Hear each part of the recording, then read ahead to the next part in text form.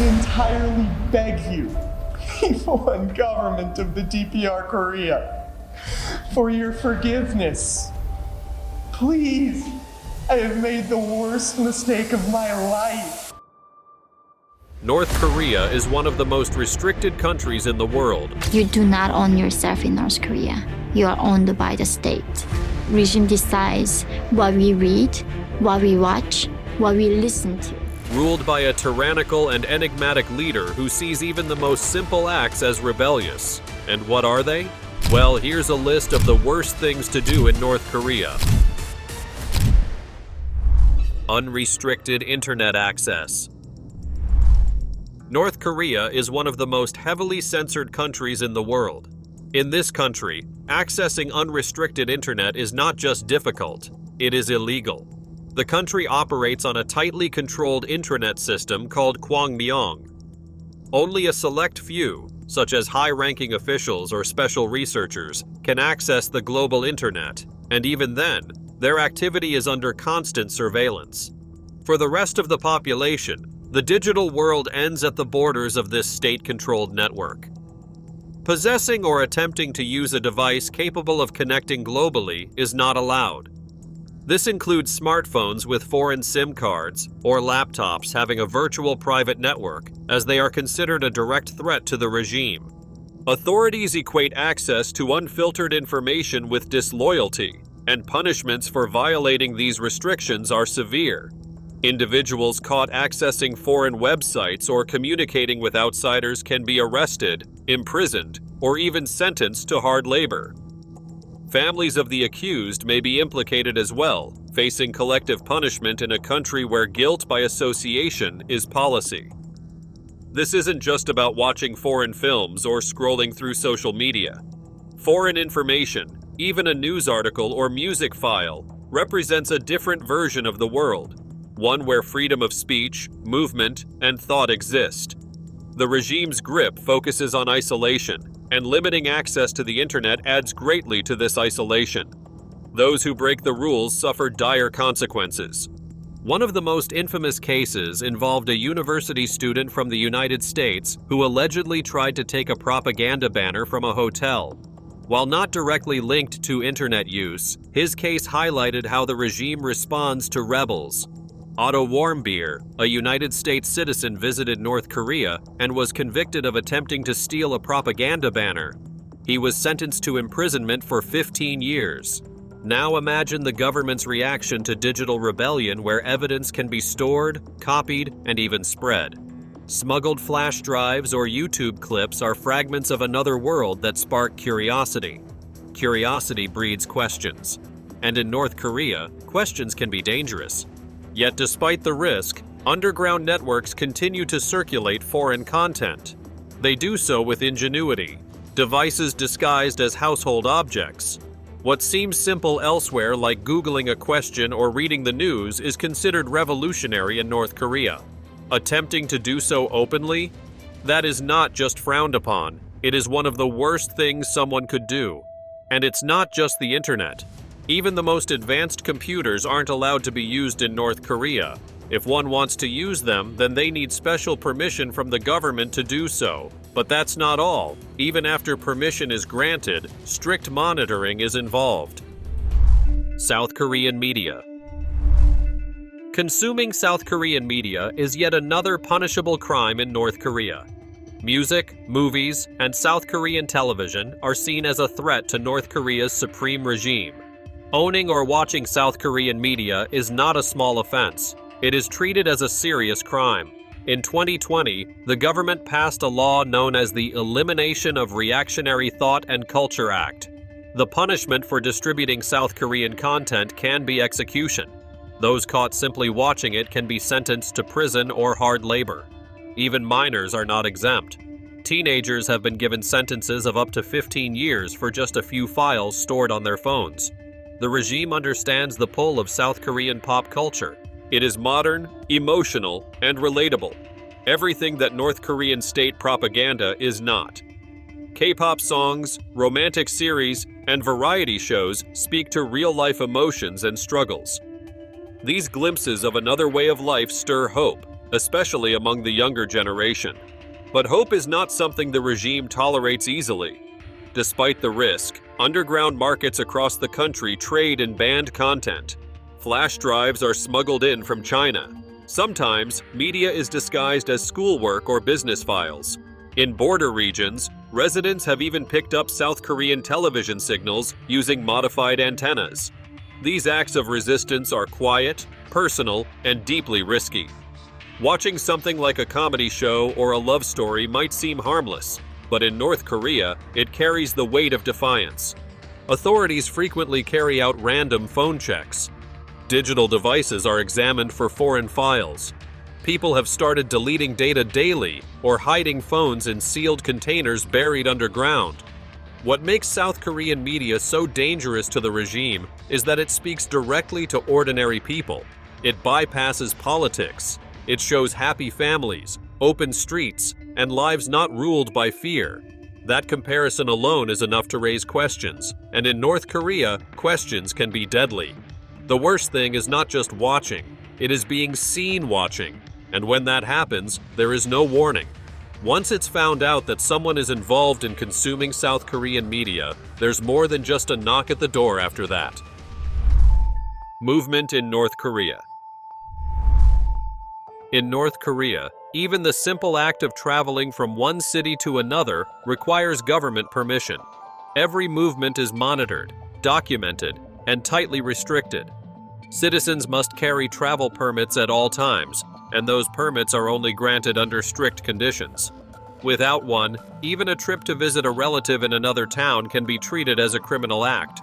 Trying to cross a province line without clearance is seen as suspicious. Attempting to reach the border?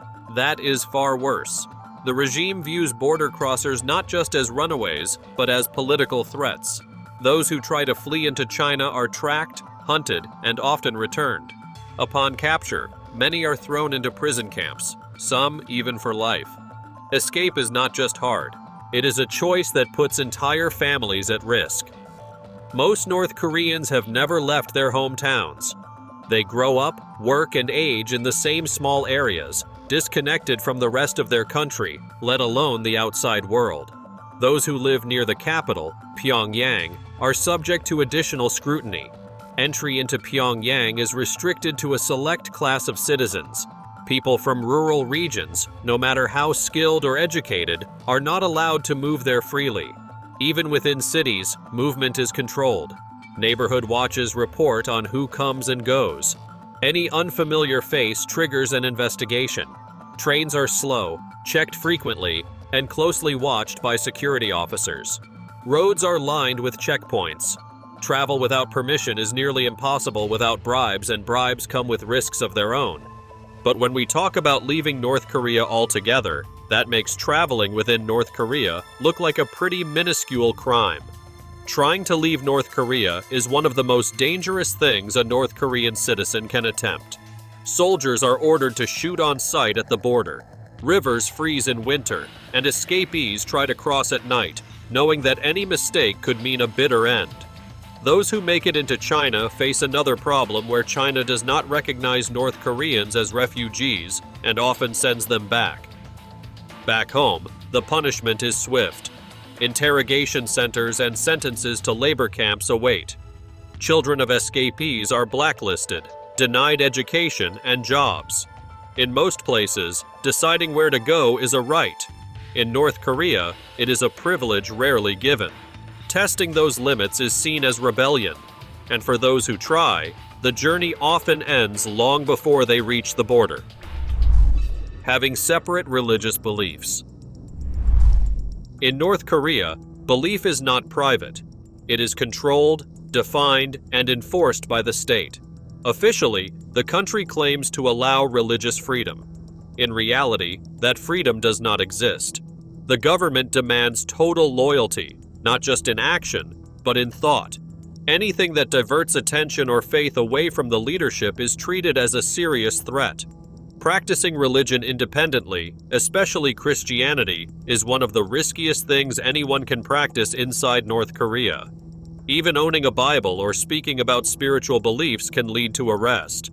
Those accused of religious activity are often sent to political prison camps, where torture, forced labor, and starvation are common.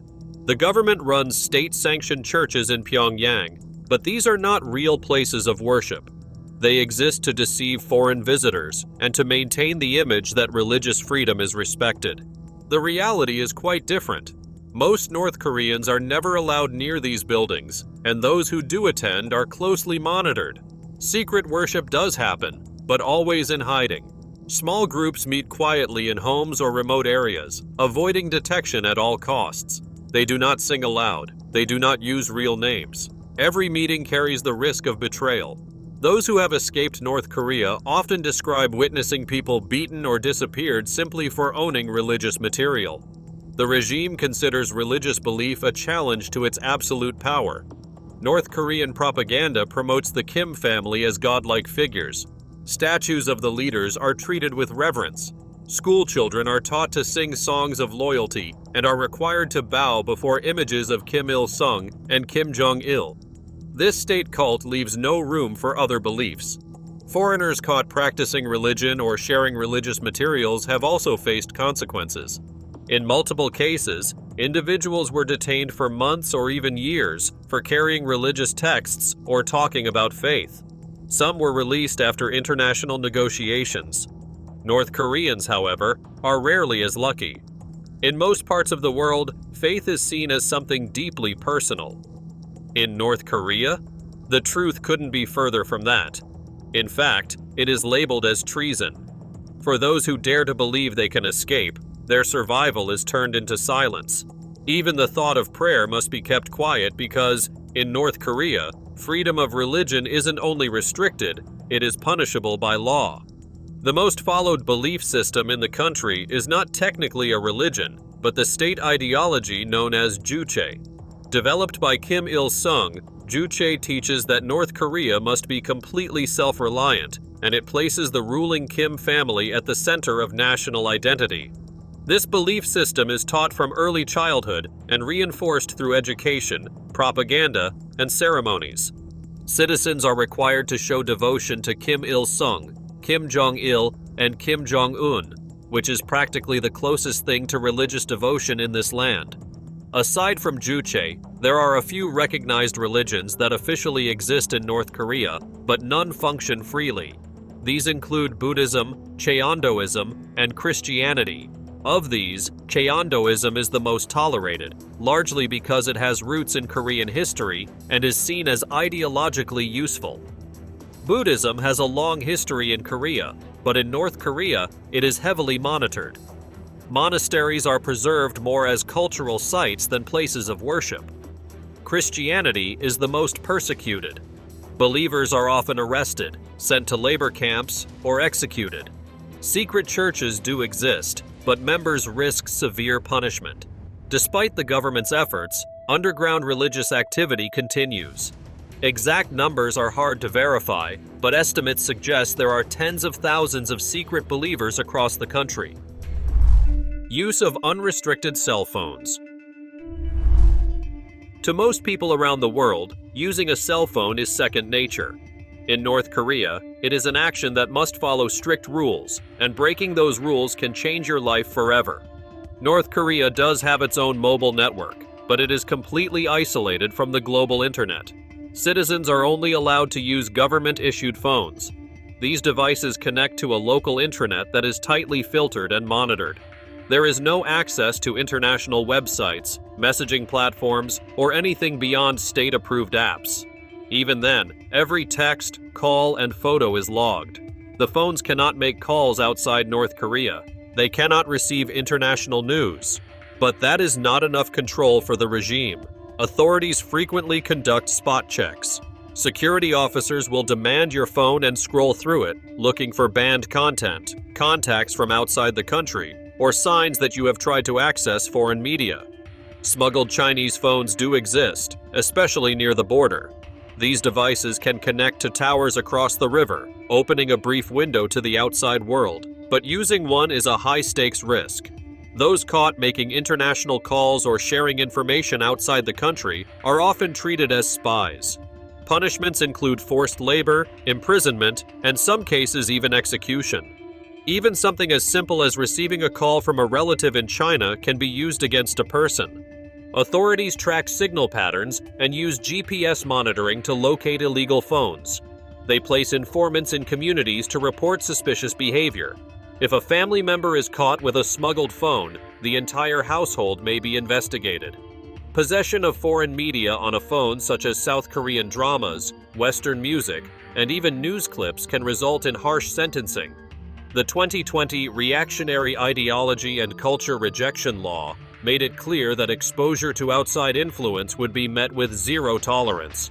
Foreign visitors also face restrictions. Travelers are required to hand over their phones upon arrival. SIM cards are removed. In some cases, phones are replaced with rental devices that can only be used under supervision.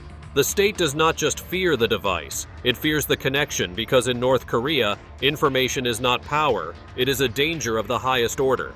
A phone with the wrong number, file, or signal can turn anyone into a target. Take the very small example of iPhones. They aren't officially sold in North Korea due to United States trade sanctions that prohibit the use of American tech in the country.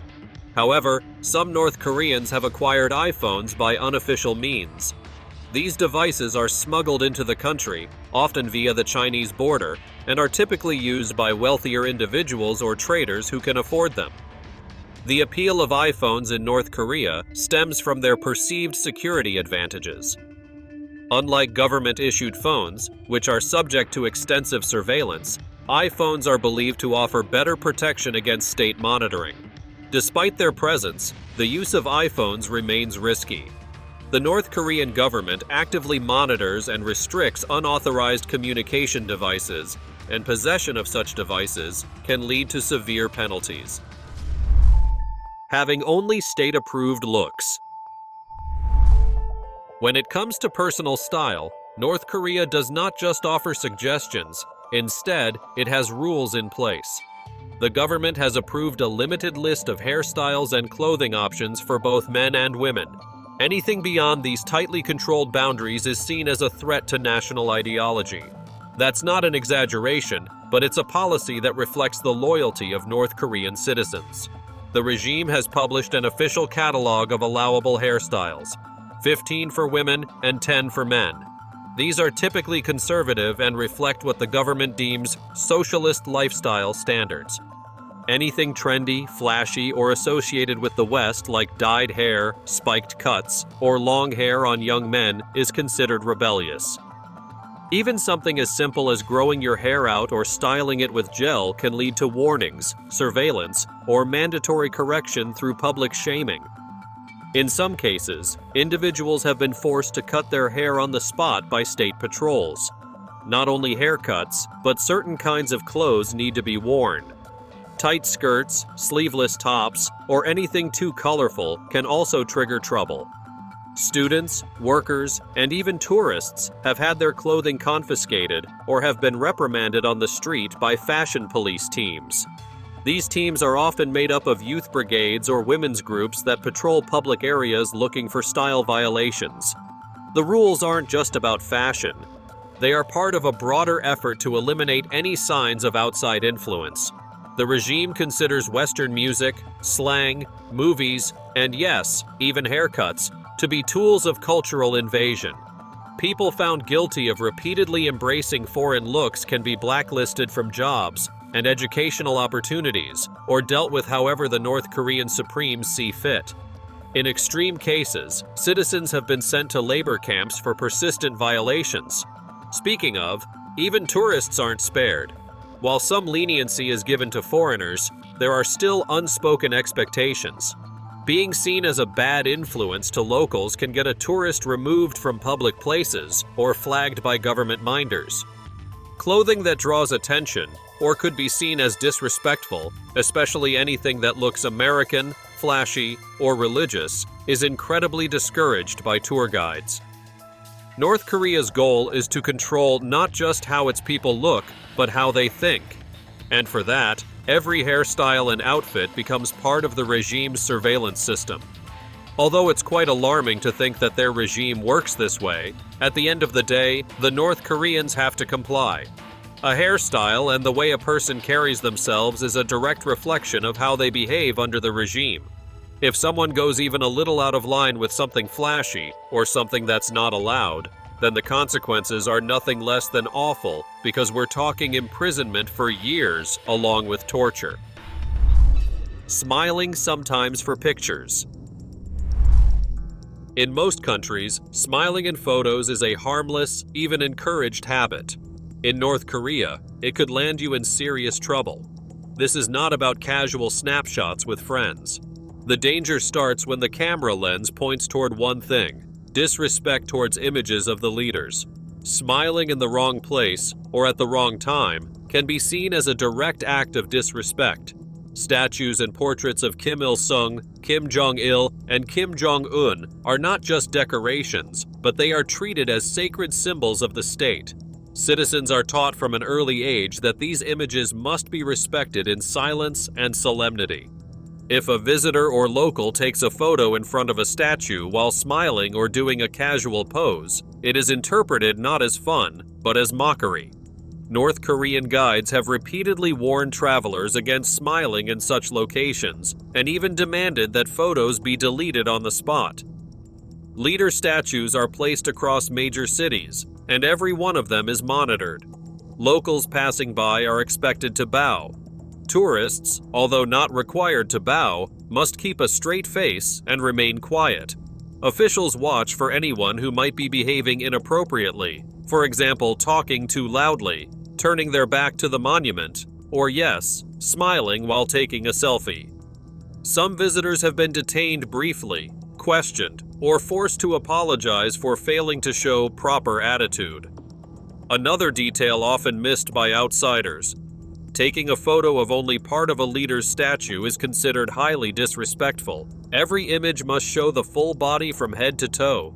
Cropping the statue, even unintentionally, is viewed as diminishing the leader's image. Smiling in that photo only makes it worse. Many tour guides carry strict instructions on how these pictures must be taken. If any tourists violate the guidelines, then they are to be immediately informed about. While foreigners might get a warning or forced deletion, locals face harsher consequences. Being seen smiling or taking photos in a lighthearted manner near state monuments could be interpreted as political dissent. In extreme cases, it could lead to public criticism sessions, surveillance, or even arrest. This includes family members of someone accused of showing disrespect. Entire households can suffer because of one photo. The North Korean regime develops its identity around strict control of imagery. Leaders are not just political figures. Instead, they are treated like gods. Any behavior that softens that image, even a smile in the wrong frame, can be seen as undermining the myth. The safest choice? Keep the camera down, your face neutral, and avoid casual snapshots when symbols of leadership are involved. The smile you share at the wrong time could become a problem far beyond a ruined vacation photo. Imagine being on a vacation in your comfort zone, and suddenly the country's law enforcement is after you, all because you posted a photo that didn't comply with the photo guidelines. Just crazy when you actually think about it. Wearing jeans and Western clothes. In most countries, wearing jeans is pretty normal, right? But in North Korea, wearing jeans can be interpreted as an open act of rebellion. The regime sees them as a direct symbol of Western influence, specifically linked to the United States. Since the state constantly reinforces the message that the United States is its top enemy, anything that appears American in origin or spirit is treated with suspicion. That means something as simple as a pair of denim jeans is not just a garment. Instead, it is regarded as a symbol of rebellion. North Korea enforces a tightly controlled set of fashion rules designed to keep its population visually aligned with state ideals. These rules are not just formal suggestions. They are monitored and enforced by security officers, local surveillance groups, and state-appointed fashion patrols.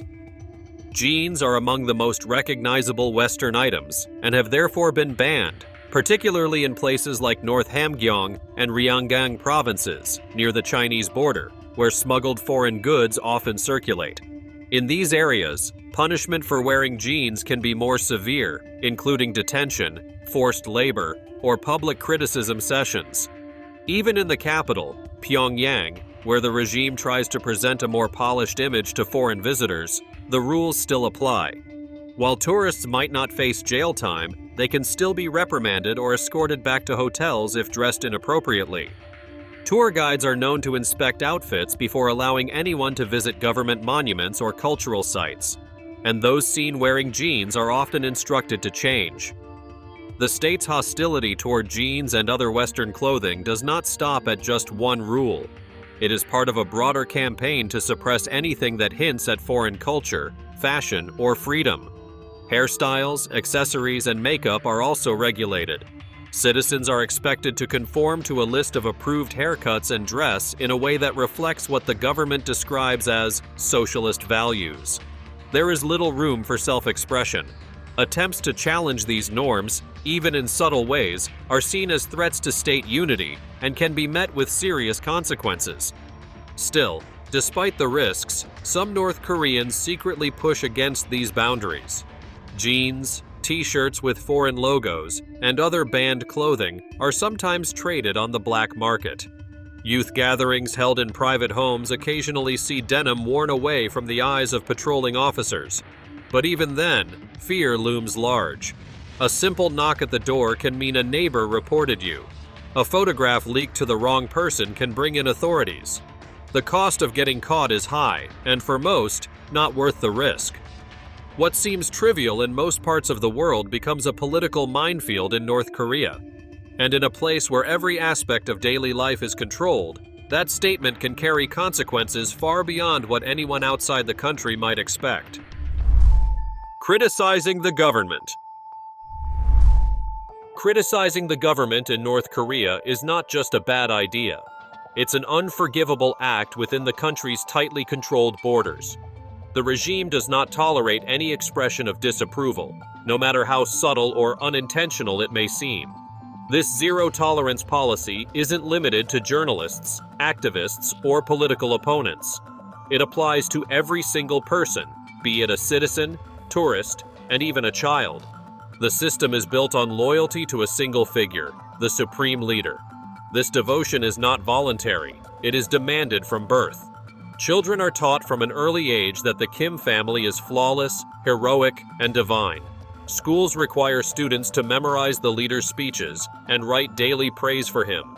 Television, newspapers, books, and every single source of information is state-controlled and filled with only one repeated message: obedience is mandatory. Even a joke, comment, or facial expression that could be taken as critical of Kim Jong-un can trigger an arrest. There are reports of people disappearing for rolling their eyes during a political speech. Others have been detained simply for not crying hard enough at a state-organized funeral. This fear is why so many North Koreans keep their faces blank in public, and why homes often include portraits of the leaders that must be regularly cleaned and displayed prominently. Any damage to these portraits is treated as an act of treason. What makes things more dangerous is that you don't even have to be the one criticizing. If someone you know is accused, you can also be held responsible.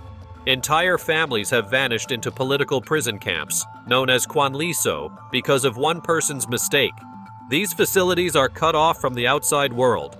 Satellite images have shown their locations, but what goes on inside remains mostly unknown. Testimonies from defectors describe forced labor, starvation, torture, and even executions. Foreigners are not immune. Tourists are given strict warnings upon arrival. Touching a newspaper that bears the leader's image in the wrong way, taking a photo of a statue from an incorrect angle, or asking questions that appear disrespectful can all be seen as insults to the regime. However, within North Korea, the consequences can be worse. There is no trial, no defense, no second chance. People accused of disloyalty simply vanish. Surveillance is everywhere, with neighbors encouraged to report one another to prove their own loyalty. The government relies on fear and silence. It is a system where staying quiet is the only form of safety. Criticizing the government in North Korea is more than a political statement. It is treated as an attack on the state itself. And in a country where the state controls every corner of life, that kind of offense leaves no room for forgiveness. It is not just the worst thing to do in North Korea, it is simply requesting your sentence for imprisonment or worse. Thanks for watching, and we'll see you in the next one.